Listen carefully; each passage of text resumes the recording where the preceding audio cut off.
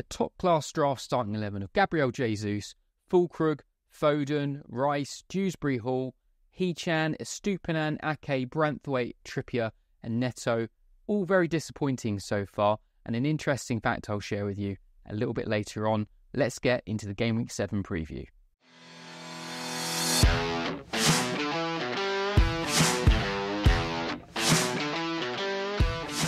Welcome back to the Draft FC podcast, a podcast website and YouTube channel dedicated to all things official Draft FPL. My name is Mitch, and I'm your host for another Game Week preview, going over waiver options, hidden gems, and general Premier League chat ahead of Game Week 7.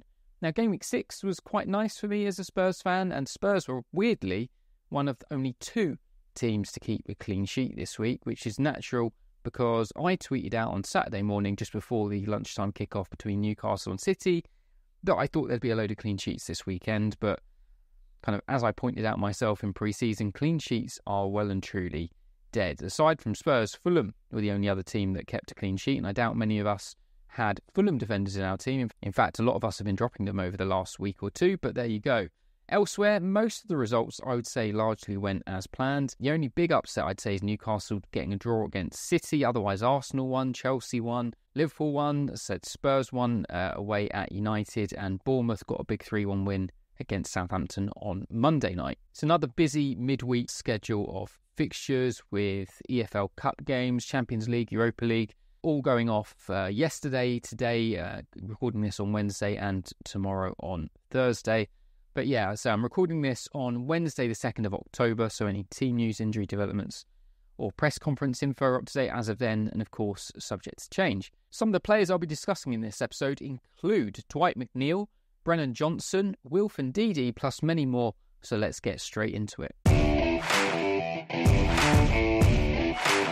So, as ever, let's kick things off with Waiver Watch. This data comes to you courtesy of our website, draftfc.co.uk, and is fully accessible to any signed up members, so go over there and check it out if you haven't already. So let's have a look at the players that were being brought in on the waivers in Game Week 6. The top name on there, Raul Jimenez, who was on the pod last week and is on the pod again this week. Elsewhere, Harvey Barnes, Levi Colwill, Sanchez, Calafiore, De Ligt, Morgan Rogers, Savio, Duran and Sancho. I'd say that is a pretty solid set of waivers there. In fact, pretty good starting 11 you could create out of that lot if you had them all. The players making way for them were Rodrigo with his injury, of course, Gibbs White, Minter, Livramento Dunk, Muniz, João Pedro, which I thought was quite interesting, Delap, again, not a great exit, Jose Sarr and Visser. Now, those of you that have listened, watched, whatever, consumed the pod in whichever way you have done for the last few years will know I always kind of go through the fixtures, but do you know what? I've kind of got to a point now where I think just chatting randomly through who's got good fixtures coming up is a bit of a waste of your time, and it's a bit of a waste of my time. Whenever I'm doing player picks, I'm naturally considering the fixtures, always talking about that as well as their own personal form, so I kind of feel that it's baked in anyway. I don't really want to condescend you when I know you can very easily go and look at a fixture difficulty table. FPL has one, lots of sites have one, we have one in our site for members. I'm from this point forward, I'm not going to just do an arbitrary skim through the fixtures, which hopefully gives us a bit more time to get into the meatier, more interesting stuff. So a couple of key injuries, suspensions to talk about. Chris Richards for Palace is going to be out for a few weeks with a hamstring injury. That should probably herald a first start for Chalobah next week. We saw Justin Lerma line up in the back three last week in their defeat to Everton. I don't think we'll see that again.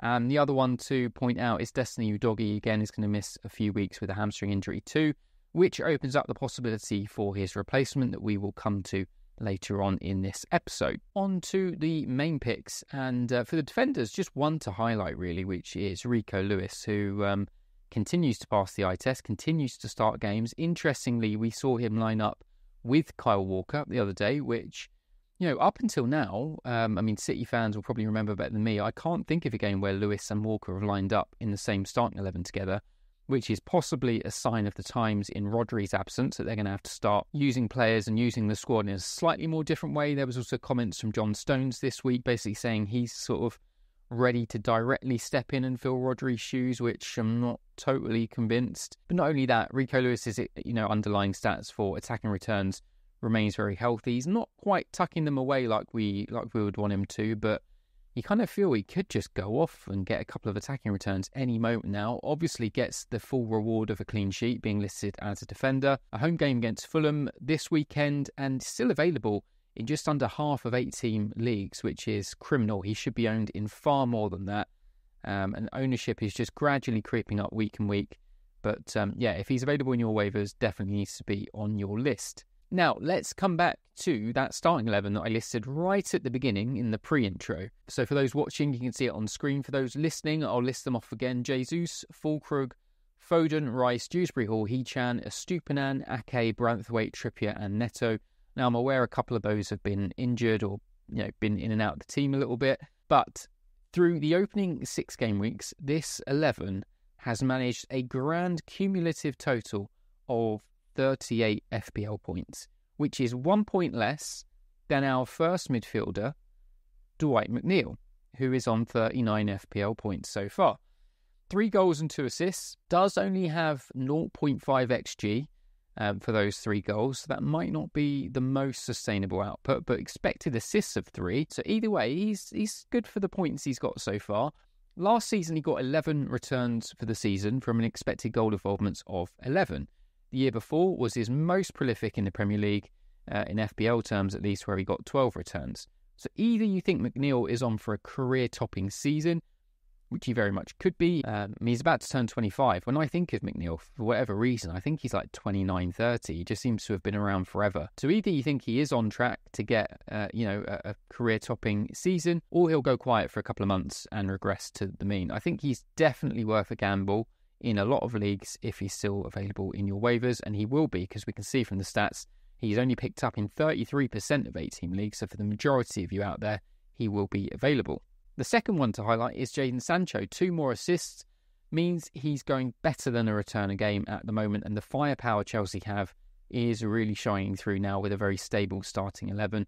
Just 22% ownership in 8-team leagues is ridiculous. He should be in somebody's team in pretty much every league now. I prefer him to Madueke, I think, too, because his decision-making is just on another level from Madueke. He just puts his head down and shoots every time he sees the ball. And yeah, it seems like we're kind of really settling into a pattern with Chelsea of the league starting 11 and the cup starting 11, and Jackson, Palmer, Sancho, Madueke seem to be fairly reliable draft assets as it stands. A few forwards to mention. I'm not going to go into too much detail for Raul Jimenez. Mentioned him last week. 3rd start now and 3rd goal. Hard to add much more to that, and as we saw at the beginning, he was the most wavered in player last week, so a lot of very satisfied draft managers out there. Ndiaye for Everton, ownership up and out of hidden gem territory now, another 90 minutes, no returns but a good performance and just a reliable starting forward to add to the list. Delap showing himself to be an excellent signing for Ipswich in their quest for survival this year, and an excellent point against Villa. Similar category to Ndiaye. He's not going to score every week, but he'll start, and we've seen he can fashion returns with very low underlying stats, which is always handy. And then finally, Evan Nilsson's off the mark finally with a very fine finish from a quick free kick in that game against Southampton on Monday. And we'll have to see whether he can kick on from that now. But as I said when he first signed, I do like him and I am a fan of his. Next on to Draft Duel. Now, I didn't actually post for suggestions this week, which I probably should have done, because earlier today I was literally scratching my head a little bit, trying to work out who to go for this week. Now, there was one player I kind of wanted to talk about again, and another player that had come up a couple of times last week when I was doing the suggestions, who I thought possibly being underrated because he was getting thrown around with some names that you really shouldn't have done. Without further ado, the 2 names for Draft Duel this week are Anthony Gordon and Brennan Johnson. 2 players at very much different ends of the spectrum on draft day. Gordon's average draft position was 14th overall. So for most of you out there, a very firm mid-second round pick. For Brennan Johnson, his average draft rank for 8-team leagues was 90th overall, which puts him basically as a 10th round pick, which when you look at how he started and you look at some of the underlying numbers, is a bargain if you were one of those managers that picked him up around that time in the draft. Now, that's obviously an average, which means some managers were getting him even later than that. But let's start with Anthony Gordon. One thing you'll always see me use when discussing Stats and underlying stats are the Opta or the official stats, which particularly matters for assists, because FPL give out assists for rebounds, for winning the foul, for a penalty or a free kick that's scored. And according to the official tally, Gordon scored 11 goals and assisted 10.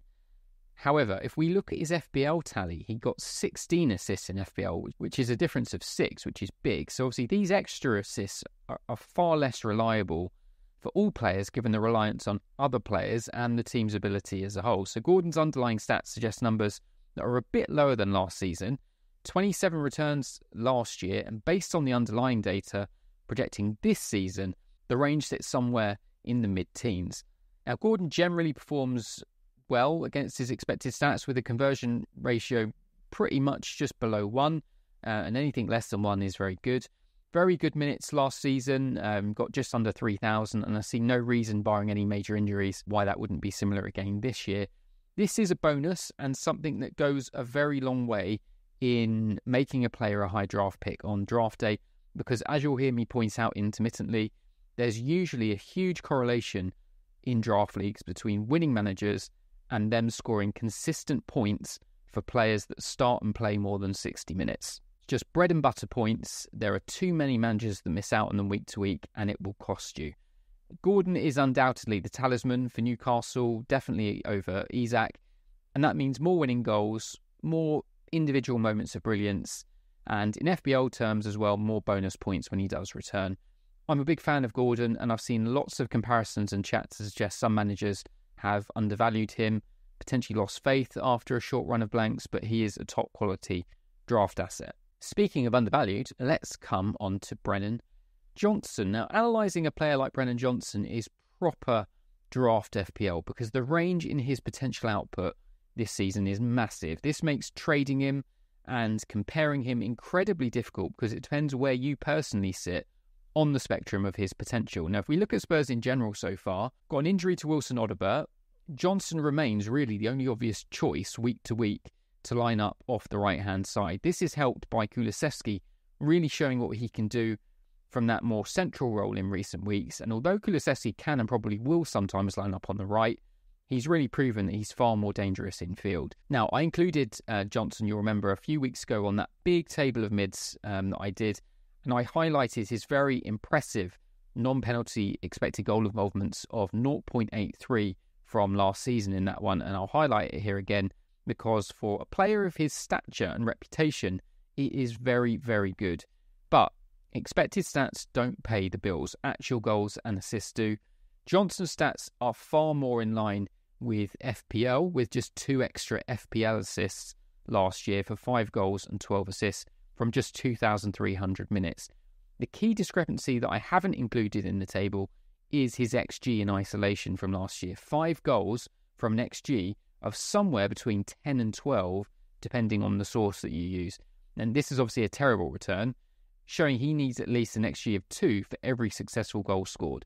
So far this season, off our reasonably limited data, he has scored 2 from an XG of 2.4, which is a lot healthier as it stands. Because of that poor conversion rate last season, you could have a bottom end of somewhere around 11 returns, assuming he plays kind of lower estimate of minutes, gets non-penalty expected goal involvements that regresses more towards his mean, with a conversion ratio of around 1.3. That would put him somewhere around 11 returns.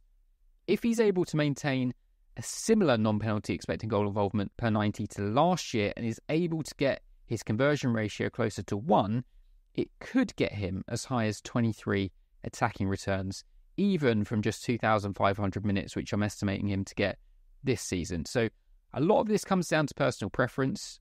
I rate Johnson to get close to the sort of double-digit double of 10 goals, 10 assists this season. I think ultimately his finishing will let him down at times still, and I think he'll fall a little bit short and maybe end up 7 goals and 10 assists. 17 attacking returns for a player of his value, someone that you could have fished out in the waiver pile game week 2 or 3, is excellent. So the verdict, Gordon is still a clear winner for me due to his consistency, nailed on minutes, and reliability in converting chances to returns. But Johnson, though, is an interesting prospect that if you fancy could be a trade target, you can get relatively cheaply compared to his potential. Now, as these draft duels seem to have gone so far this season, basically pick whoever I don't want, because that seems to be the way it's going. So, a quick skim over some hidden gems, starting with some defenders to highlight. Wesley Fofana remains very accessible if you want a bit of the Chelsea clean sheet. But defensively, they looked an absolute mess last week, so it's not somewhere I'm going to be rushing to go. We saw Lewis Hall get a start for Newcastle against Manchester City with Trippier on the right. I feel like there's a lot of a better balance there if they either go Livramento on the right and Dan Burn on the left, or go with Trippier with Hall, just to kind of have a bit more youth and vigour in there. But obviously not the best game to judge against Manchester City. Didn't get the clean sheet.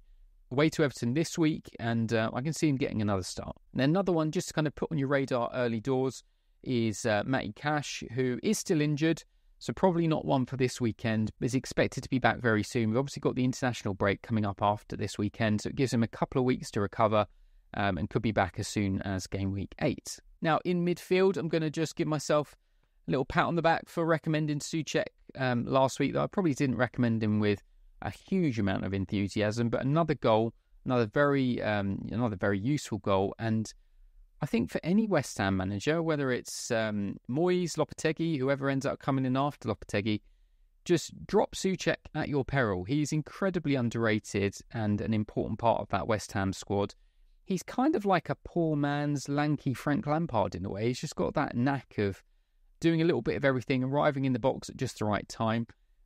Scores a lot of pretty good finishes. You expect him just to get loads of headers, but he hardly ever scores headers. It all seems to be, just fine finishes in the box. So, yeah, a player I always like. Whenever West Ham have a good run of fixtures, I'm drawn to him. And they've got a home game against Ipswich this weekend. So, could be not a bad one. Our algorithm's predicting him for 4.1 this week, which would put him for kind of an attacking return and an assist at least. So, we'll have to see how he goes again this week. Next, we've got, there's a couple of Leicester players. I probably should have put them next to each other on the table for those watching. We've got Mavididi and Ndidi. Leicester now have Bournemouth at home, Southampton away, Forest at home, Ipswich away. If you had to get a little quartet of fixtures, that's as good as it gets, really. And I know I said I was cutting out the fixture chat, but that is tasty. And so looking at their form players this week is definitely worthwhile.